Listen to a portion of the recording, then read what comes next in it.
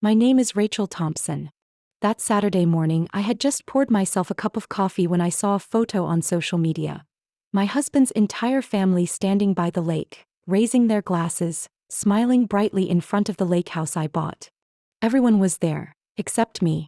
No invitation, no message, not a single word in advance. I didn't stare at the photo because I was hurt, but because it confirmed what I had always felt but never dared to admit. I never truly belonged. Have you ever been pushed out of something you built with your own hands? Replaced by silence instead of an answer? Erased like you were never even there? If this story touches something in your heart, leave a comment, hit like, and subscribe to the channel so you don't miss what happens next. Because what came after, you won't want to look away. I wasn't born in Maplebridge, but that small town was where my husband grew up, where the Covington family was practically one of its founding names. When I moved there after our wedding, I truly believed I'd fit in soon enough, that family dinners and the phrase, "we're all family," would actually mean something. But from the very beginning, what I felt wasn't welcome. It was scrutiny. Blair, Evan's sister, never had to scream that I didn't belong. She had subtler ways. That short, repeated question, "What is it you do again?" Even though I had answered it dozens of times. Every time I walked into a room, conversations would abruptly stop. Only the clinking of silverware and Blair's forced laughter remained. Judith, my mother-in-law, didn't need words at all. Just a glance or the press of her lips whenever I offered an idea was enough to make it clear. I was the outsider, and they didn't need me to keep their so-called family traditions alive. But what left me breathless wasn't how they treated me, it was how I kept telling myself, "It's fine. They'll see how hard I'm trying." And I did try. I showed up for every church service. I wrapped gifts for every niece and nephew. I learned to cook Judith's beef stew, exactly the way she made it. I tried to be pleasant, agreeable, never argued, even when Blair mocked me to my face. I used to think that if I were just good enough, I'd be accepted. Evan never interrupted Blair. He was always with me, at least on paper. But whenever Blair called me her instead of by name or Judith planned a dinner I wasn't informed about, Evan would just shrug and say, "Don't take it personally. Mom's getting older." And Blair's always like that. I stayed silent, even when I shouldn't have. Like the year Evan's family business was nearly bankrupt due to a bad investment. Everyone else started pulling out, talking about selling assets. It was me, using the money I saved from the small startup I built on my own, who stepped in with a substantial amount to help save the company. I didn't go to the bank. I didn't ask for shares. I did it because I believed in Evan, and because I didn't want his family to bear the burden. But when the company turned around, Judith said, "Good thing Evan made the right adjustments." And Blair chimed in during a brunch, "We all pulled our weight, didn't we?" I learned to smile through it all. A few months later, when the business was finally profitable again, I suggested to Evan, "Why don't we find a quiet place by the lake where the whole family can gather in the summers?" I spent 3 months searching, driving to remote areas, touring properties, calculating every detail. In the end, I chose an old lake house tucked between tall poplars, overlooking a still, mirror-like lake. The moment I saw it, I pictured kids running across the lawn, Judith reading on the porch swing, Blair, maybe even smiling if I baked the almond cake she liked just right. I told myself, this will be the place that bridges the gaps. I didn't ask anyone to contribute. The initial payment came from my personal account. The renovations? Also mine. I chose the paint colors, the light fixtures, the drapes. But when it came time to sign the paperwork, the family accountant advised, "It's easier for taxes if you include Evan's name. Better for trust planning down the road." I didn't question it. We were married. I wanted to do it right. So I signed. Just a few weeks later, Judith said over dinner, "Isn't it lovely to have a place of our own by the lake?" Blair added, "That house really represents the Covington legacy." No one mentioned me. No one asked about the slate blue walls or why I chose to keep the original fireplace instead of replacing it. They simply assumed the house was theirs. I didn't react. I nodded and poured more tea. But something inside me started to crack. A different kind of silence. Not the kind born of patience, but the kind that comes when you finally see the limits of your place in a house full of laughter that never bothered to leave the door open for you. I started noticing the small signs. Like how I no longer received messages from the family group chat. Before, even sporadically, I would get baby photos from Blair, birthday announcements, the usual, "Who's bringing dessert this week?" threads. But now, nothing. I checked my search history. The group name was gone. I typed Covington family into the bar. Nothing. Like I had never existed there. I brought it up to Evan while we were cooking dinner together. He was scrolling through his phone while I spoke, murmuring, "Maybe someone accidentally removed you. I'll check." But he never did. The rest of the evening passed in silence. My eyes on the saucepan, my hands stirring without thought, my mind a blank space as cold and still as the lake in winter. A few days later, I received an email from Blair's assistant. Not addressed to me, just part of a forwarded chain, probably an oversight in their old distribution list. The subject line: "Finalized Lakehouse retreat itinerary, guest list attached." I opened it. My heart tightened as I scanned the room assignments. Blair, her husband, their kids, Judith, some cousins from out of state. Evan, of course. But not me. At the very bottom was a short note from the assistant. "Don't worry, I made sure she won't be there. The lake house is basically ours anyway." I didn't cry. I just stared at the screen, my grip tightening until my knuckles turned white. Every word in that note sliced through the fragile hope I had kept patching up. This wasn't about being busy. This wasn't a missed message. It wasn't a mistake. It was deliberate. Someone had actively decided to erase me. I forwarded the email to my private inbox, marked it with a red label, "Evidence." Then I stepped outside to the backyard. The May breeze was colder than usual, cutting through my sweater. I stood beneath the cherry tree, the one I once strung with lights for our first Christmas together. Back then, I believed a tree, if tended with care, would bloom in time. But some things, no matter how lovingly you nurture them, if the soil won't accept the roots, they will always be foreign in a place that never truly made room for them. That night I said nothing. But as Evan watched the news, I handed him my phone. The screen still displayed the email and its chilling final line. He skimmed through it, scrolled up and down, then set the phone down on the wood table next to his beer. "Maybe it's just a misunderstanding," he said, eyes averted. "Maybe they thought you weren't planning to go this year. You didn't say anything." I looked at him, my voice tight. "So I need to ask to be invited?" He sighed. "You're overreacting. Don't let small things ruin your mood." Overreacting. That phrase kept ringing in my head like my emotions were a problem to be adjusted. I was overreacting, because I had been excluded from an event taking place at a home I had purchased. I was overreacting, because no one asked if I was coming, no one bothered to check if I was okay. I was overreacting, because despite everything I still wanted to be seen as family, even when every action told me I wasn't.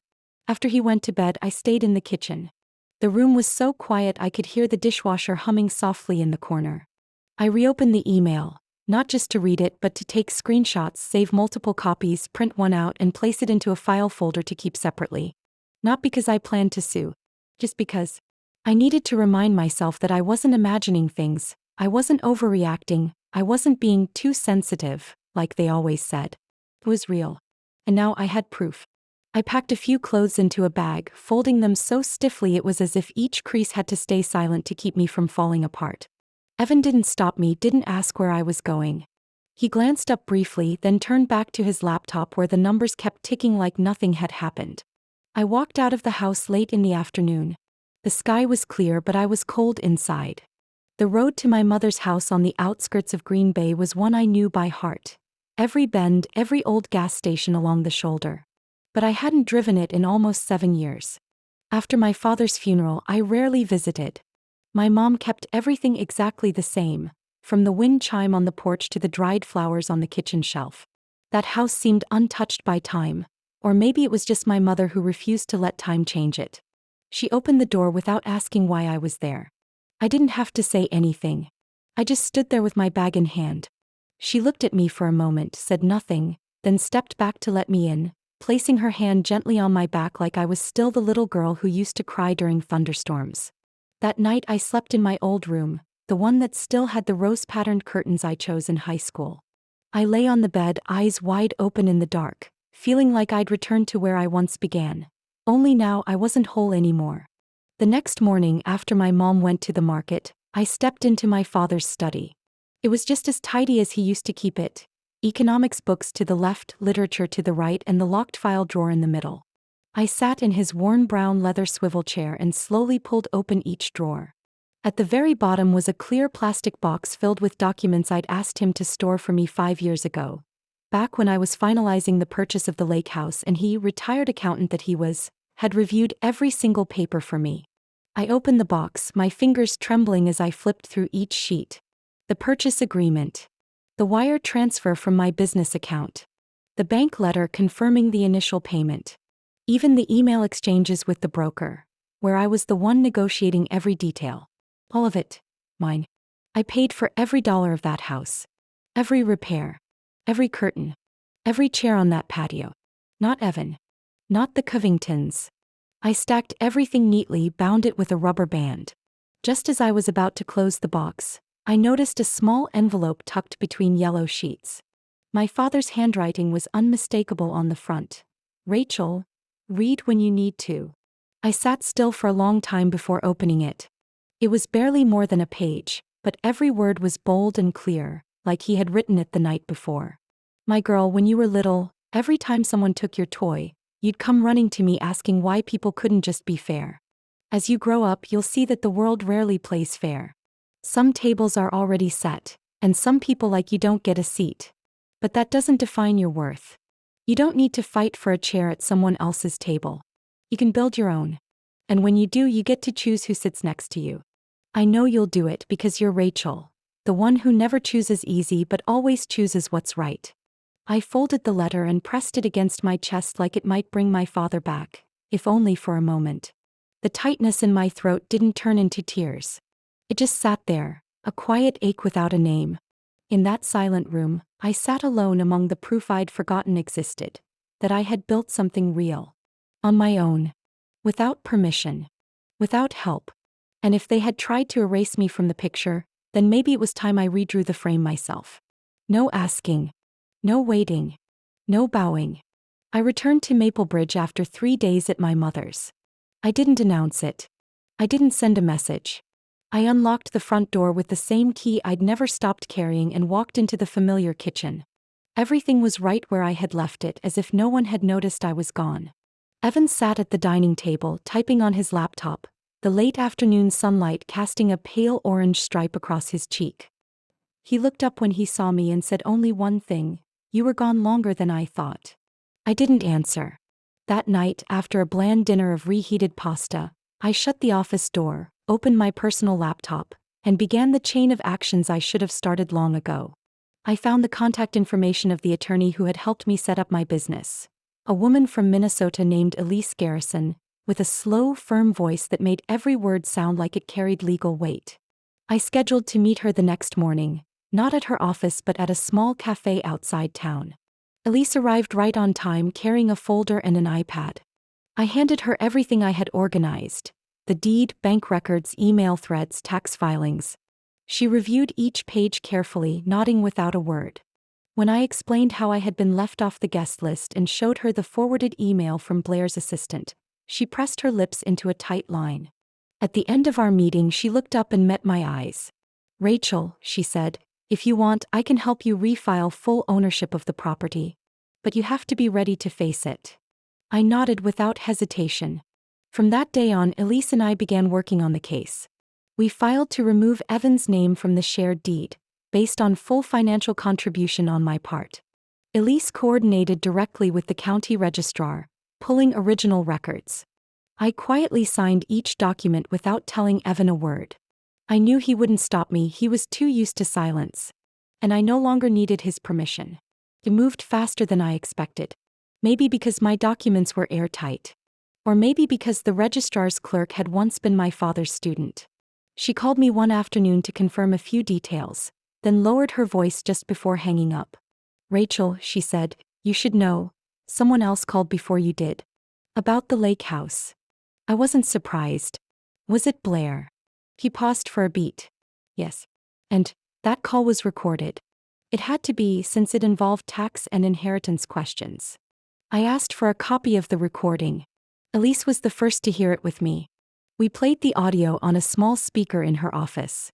The sound quality wasn't perfect, but the words came through undeniable. Blair's voice, thick and sweet like honey laced with poison. Yes, I just want to make sure the Lakehouse is handled properly. Well, Rachel, she's basically just a walking wallet. The house may have both names, but everyone knows she's not really part of the family. I couldn't breathe when I heard it. Elise shut off the speaker, but the words kept echoing in my mind, ricocheting off every corner of memory. A walking wallet.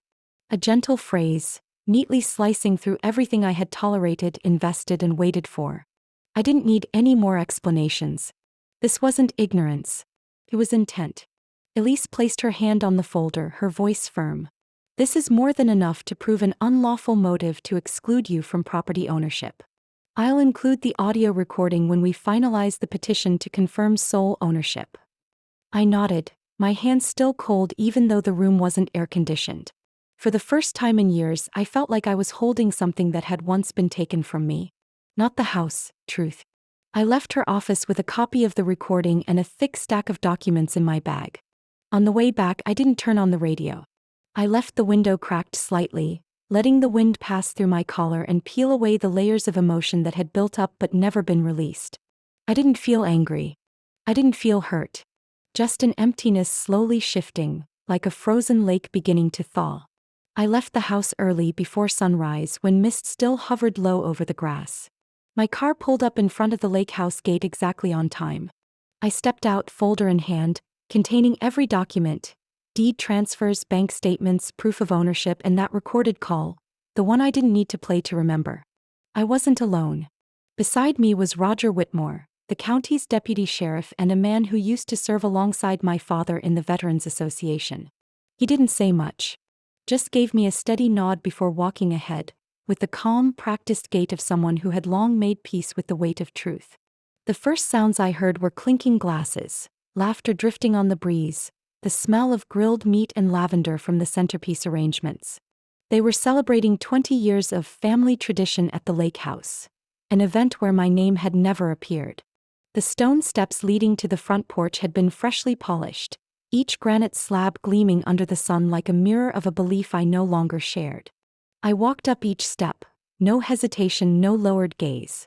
And as I reached the top, the front door opened. A staff member in a navy suit wearing the event company's crest looked at me and then briefly toward Roger. In a split second, his gaze returned to me, direct, unwavering.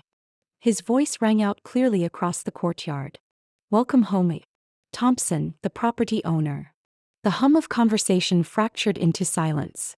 I heard the faint clatter of a spoon on a plate, the swish of a dress, and the soft screech of a chair being pushed back. Faces turned. Some startled, some frozen mid-toast. My mother-in-law, Judith, stood in the center of the lawn holding a glass of wine, looking as if someone had spilled sauce on her silk dress. Blair had been mid-sentence with an older man and now stood still, her lips slightly parted. I stepped into that space like walking through shattered glass. Everything looked familiar and yet alien. The ivory tablecloths I had picked out, the Italian china I had ordered, even the potted plants at the entrance I had bought from last year's autumn market. Every single detail I had chosen, now decorating a party carefully planned to exclude me. Roger stepped forward, his voice calm but firm. "We're here to confirm the sole legal ownership of this property, per the verified registration filed with the county land office. All activity on this estate must have the consent of the listed owner." No one responded right away. No one dared. I took another step, stopping just before the open doorway of the living room, where the fireplace blazed and the table was set in white linen as though exclusion had never happened. They looked at me, perhaps expecting me to cry, to yell, to make a scene. But I didn't come with tears. I came with proof. Blair was the first to break the silence. She stormed forward, her grip tight on her phone, eyes sharp as blades. "What exactly do you think you're doing?" I looked her straight in the eye, voice steady. "I'm not guessing. I know. I'm reclaiming what was mine all along." She scoffed and turned toward Roger. "This is family property. She only got on the paperwork because of her husband." I cut her off, holding out a copy of the legal documents. "Not through my husband. Every initial payment, every repair, every upkeep expense. He was added for tax purposes. That's no longer necessary." Roger took the paper, scanned it, and nodded. "The information is accurate. This property is now under the sole legal authority of Ms. Thompson.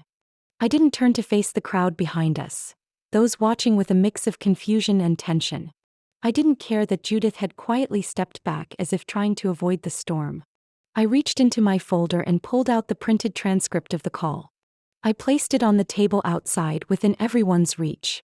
The header read in bold: Call between Blair Covington and the County Tax Office, May 3rd. No one touched it. But no one looked away. I stood there, no glass in hand, no smile, letting the truth fill the space where pretense once lived. In a place they thought they had erased me from forever, I had returned.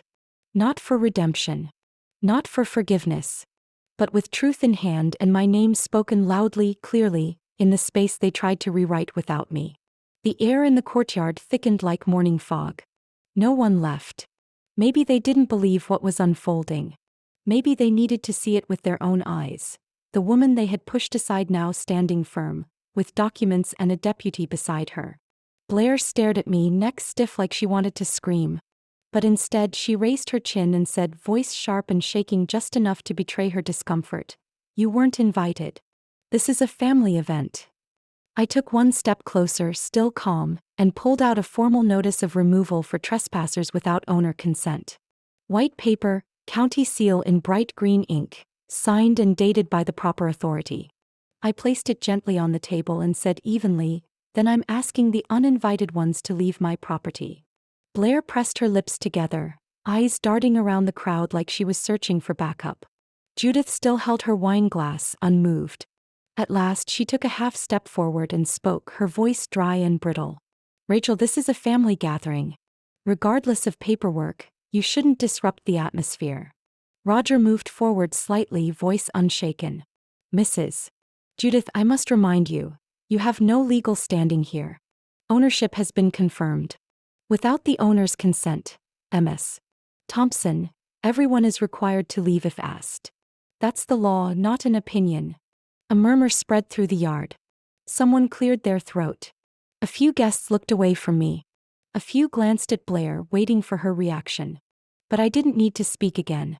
I quietly pulled out my phone, connected it to the small Bluetooth speaker I'd brought in my bag. A few seconds later, Blair's voice filled the space, echoing over the crowd like a PA system. "Rachel? She's basically just a walking wallet. The house may be in both names, but everyone knows she's not really part of the family." No one made a sound. Even the wind seemed to pause. I stood tall, eyes locked on Blair. She froze, her face draining of color. Her entire frame stiffened, not in rage, but in the slow realization that what she once said in secret now echoed across a party she designed to reinforce her control. I didn't shout. I didn't accuse. I let the recording play to the end, then disconnected. In that moment, I didn't need to explain anything. The truth was loud enough.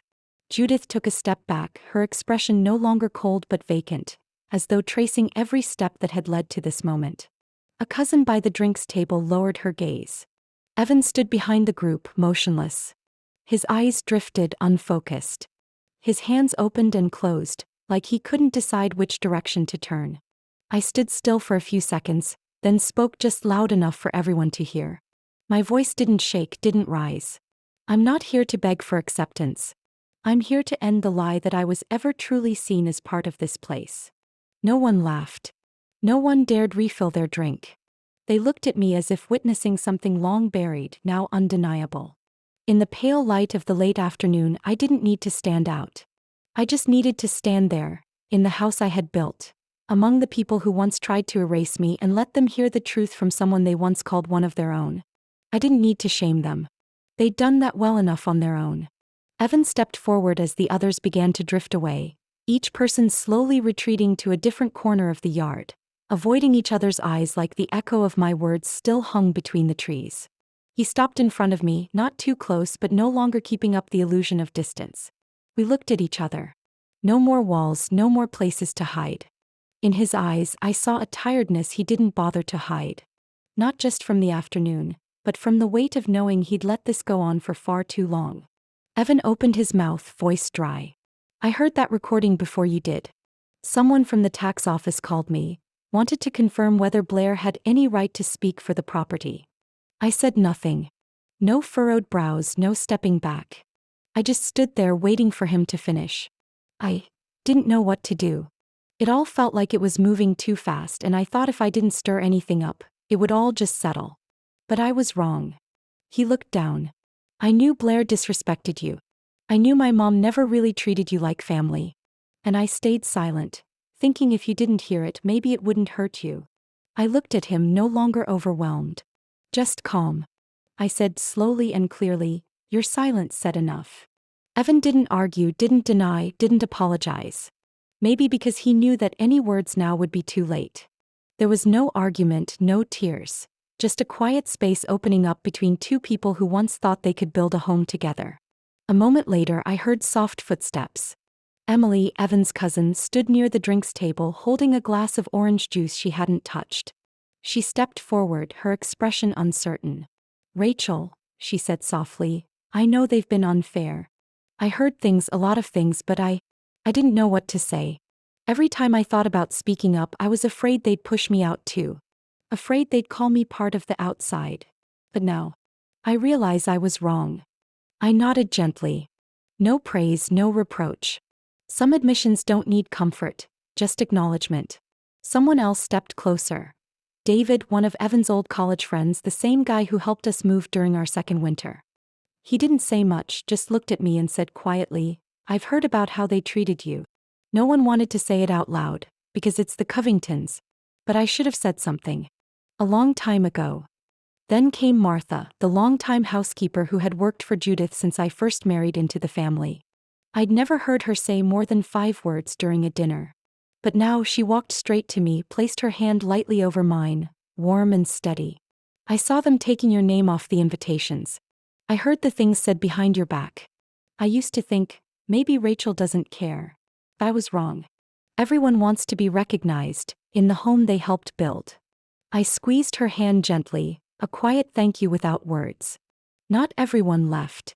Some people stayed, not out of curiosity but because they had something honest to say.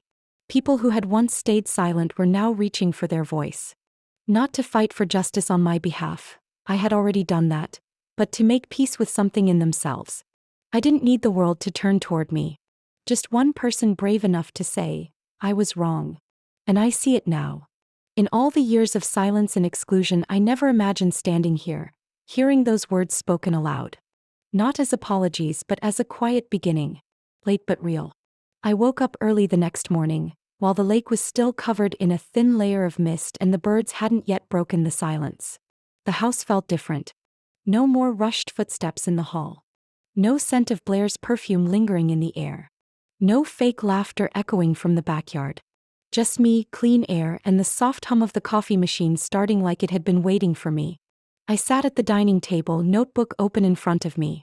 A guest list written neatly in black ink, line by line. Not long. Not extravagant. Just the names of people I wanted to see. The ones who stayed even when no one asked them to. I wrote down Emily first. Then David. Then Martha. And a few old friends I had once trusted but who had slowly drifted away as Evan's family drew their unspoken lines. Now I wanted to reconnect what had been cut off. I didn't call it a gathering. And certainly not a reconciliation. I simply called it brunch. A slow meal by the lake. Quiche I baked myself, chilled strawberry juice, hot coffee next to almond flour muffins I once learned to make from my mother. 2 days later, as the sun reached the top of the old oak tree by the water's edge, guests began to arrive. Each one paused at the door, looking at the house as if seeing it clearly for the first time. No one dressed too formally. No one wore the mask of forced politeness. We greeted each other with quiet smiles, gentle hugs, and small, genuine words. Emily brought wildflowers and placed them in the glass vase I had left out. David helped me pull a few extra chairs onto the back porch. Martha chuckled softly when she saw the tablecloth with the pattern she once complimented last summer. Everything was just right, simple, unforced. But in every glance, in every murmured story over warm tea, I sensed it. A quiet recognition that this place had been misunderstood, and so had I. I didn't bring up anything that had happened. No one needed to repeat what was already understood. We just ate, drank, shared stories, and looked out over the lake as still as glass. A soft breeze swept through, carrying the clear ringing sound of Emily's laughter when David clumsily spilled orange juice across the table. I wiped it up slowly without rush, as if I were gently cleaning away the things that had once been carelessly thrown at me. By late afternoon, after everyone had gone, I stayed on the back porch with a lukewarm cup of tea in hand, the wind brushing through my hair. While tidying up, I found an envelope tucked neatly under a napkin. No name on the front, but I recognized the handwriting instantly. It was from Judith. I opened it with bare hands, not in a hurry. The letter was written in blue ink, each word carefully shaped like she had rewritten it multiple times before leaving it behind. Rachel, it took me a long time to see clearly. Maybe too long. I once thought I was protecting the family by protecting its shape. But I failed to see, or refused to see, that sometimes good things happen when we step outside that shape. I'm not asking for forgiveness, and I'm not asking to return to this house. I just wanted to say, I see now. I folded the letter and placed it beside my tea. No tears came. Just a quiet stillness, like a door had softly closed, not with a slam but with a long-held breath finally released. I didn't reply. Not out of anger, but because some words are meant to exist once at the right moment and don't need to be diluted by response. Sometimes seeing is enough. A week after the brunch, I returned to my regular routine. Nothing on the outside had changed. The Lakehouse was still the same house. The wooden door still creaked when the wind shifted. But inside me, something had fallen and risen again, steadier, quieter, and no longer needing applause to feel like I belonged. I cleared out a corner of the reading room, the one that had been ignored too many times in favor of nameless parties and hollow meetings. I opened an old drawer, pulled out a dust-covered laptop and turned it on, not for work, just to check my inbox. Hundreds of promotional emails and auto-updates lined up in my inbox. I was about to shut it when my eyes landed on a simple subject line. I'm Charlotte, Blair's niece. I remembered Charlotte, the quiet girl at family gatherings, always tucked away with a book, rarely joining in the games of one-upmanship. We had never really spoken, but I remembered the way she looked at me, uncertain, like she was studying how to learn from me without drawing attention. I opened the message.